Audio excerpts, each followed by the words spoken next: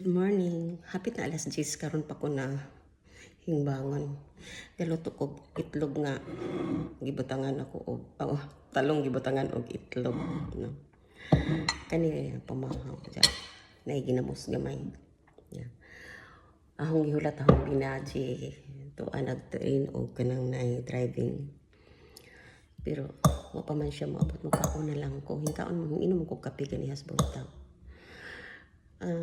Nagwonder lang ko sa Facebook. Wala na lagi kaya si Borges mo labay sa akong feed. Tagsa na. Unya una amang galing dili na kaya siya pareha sa una nga grabe bitaw ka makabira. Grabe ang baba niya grabe. Makatawa na lang kasaya.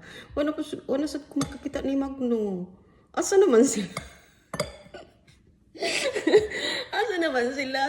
Sila blisan himbalik og kadyot no wala na sad. Asa naman sila? Naunsa naman? Gipang off na sila ni Meta. Dili lagi kay kini laging panginabuhi og manginabuhi lagi ta. Kinahanglan sa maayong pamaagi dili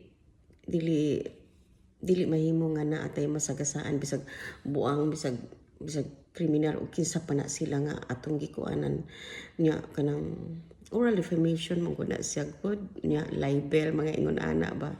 So natural ka jud na nga kanang na jud tay atubangon pero kay bawg na unsa sila hanawa lang sila sa akong Facebook.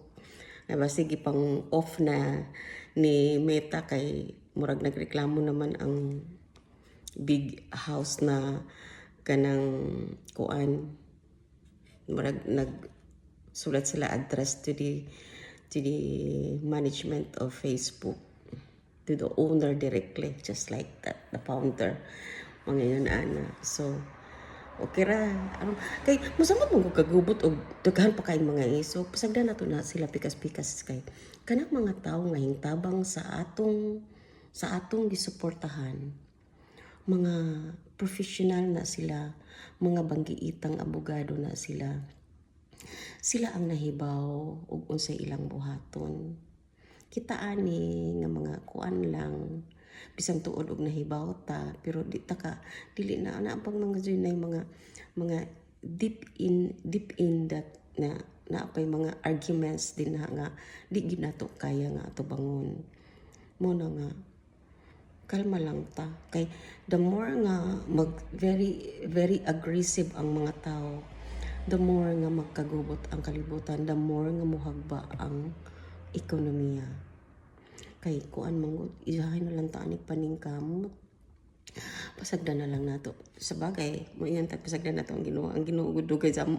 Dugay sa nga tanan pero nag-provide man siya hinay-hinay. Dili nato mabati pero nganong nabuhi pamantahan tud karon bi nag-provide siya. Ako ma-feel gyud nako sa una nga naagi koy nga nang init ko kaayo nga murag wa na ko kahibaw kung say akong buhaton. Dili gyud magutman akong mga anak. Naagi siya kanang naagi siya mangita gyud siya paagi nga ma-providean ka nga makakaon ka nga di na lang lagi ta nang daghan ta mong kwarta kay di lagi ta makatug ana mo hayang sus Ginoo ko mag-save lang ta nga og tagaan taas nga kinabuhi sa Ginoo mag-save ta nga dili ta mangayo sa atong mga anak ini katiguang nga kanang mag-prepare ta ba nga dili ta magproblema asa tag ibayad og mga maintenance nato asa tagaunon hantod mamatay ta kana nga murag komportable po ka nga naa kay balay kaugalingon importante jud naa kay balay por na imong Panginoon kabaning kamutan bahalag dili dako bahasa dili lami kaayo basta kay balay nga komportable ka. Mga ingon ana ang imong kuan kay ug muna kunim kini man gud og imo gud paningkamutan nga kinahanglan takhan yung kay kagkwarta. Unya ko kakahibaw ano sa kakuhaan sa Ginoo. Unya inigtalikod nimo mo oro nay patayan sa mga kanang nay mo oro patayan sa mga anak nimo.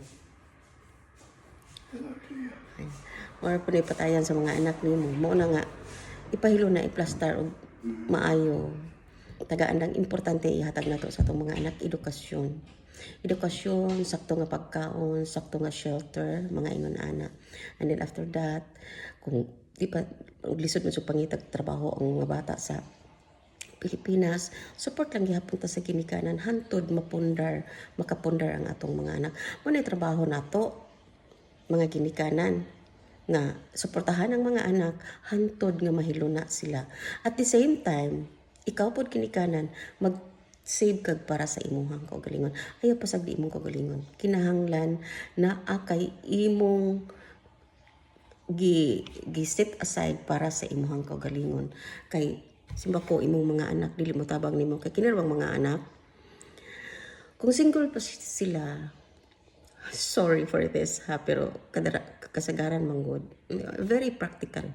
Single pa sila, grabe kay na sila, mahal kay kanila, nga na. Pero kung maminyo manggod tao, manggod ta kahibaw og unsang klase ang atong in-laws. Unya, ug mangilabot pa jud ta sa atong mga in-law, sa atong mga anak sa ilang pamilya, maminyo na sila. Maura po na kagubtan sa ilang pamudyo. Mo nang kinahanglan, andam ta sa atong kagalingon nga di ta mangayo sa atong mga anak. Pero naman po'y uban in town. Di po ko mo agree anang dili obligasyon sa mga anak. Naman po'y uban in town nga ginikanan nga muna-muna nila. So dili ko sila makaset aside para sa ilang kagmaon. Kita pod mga anak maghuna-huna po ta. Ako ba ya? Kanang daghan sa mga istorya nga dili obligasyon ang sa mga anak mga yunana. Dili ko agree ana. Depende sa ginikanan. Depende og unsay pagkabutang sa imong ginikanan. Kinahanglan mo tabang, kinahanglan i-fight kay kini ra bang ginikanan di nimo maalisdan. Nya, kana bang asawa og bana maalisdan ra ba nimo ni sa nakapo pa. Sus mao gid na akong maisagud na sa akong kanang nay kuan. Isa gyud na sa akong kondisyon sa akong bana sa kaning Australiano na ko nga bana before mi nagminyo kay nakakita man gyud siya sa akong batasan. Ako gyud siyang giingnan basig sa umaabot nga mga adlaw, moabot ang panahon nga papilion ko nimo basig di mo makasinabot sa akong mga anak.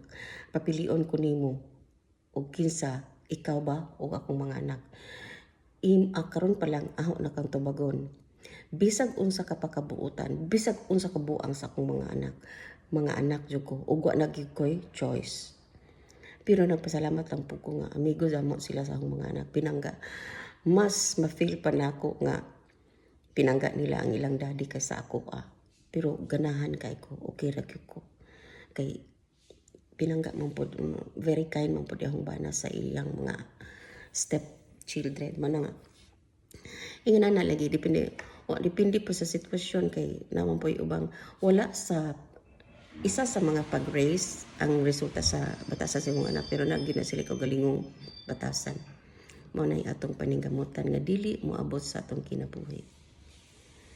Muna nga kay makita mo sa mga anak nato nga ingon ani imong batasan durugista ka, palengkera ka, yun na mo po ilang buhaton. Kasagaran jud. Mana nga og unsay mana may giingon nga the parents is the model of the children. Mao gina siya. Ug unsay imong kinaya, mao po ila liwat-liwat pa yana. Manang kinahanglan ang atong buhaton maningkamot jud ta nga dili gyud makakuha og bad influence ang atong mga anak while nga nag-raise ta sa ilaha.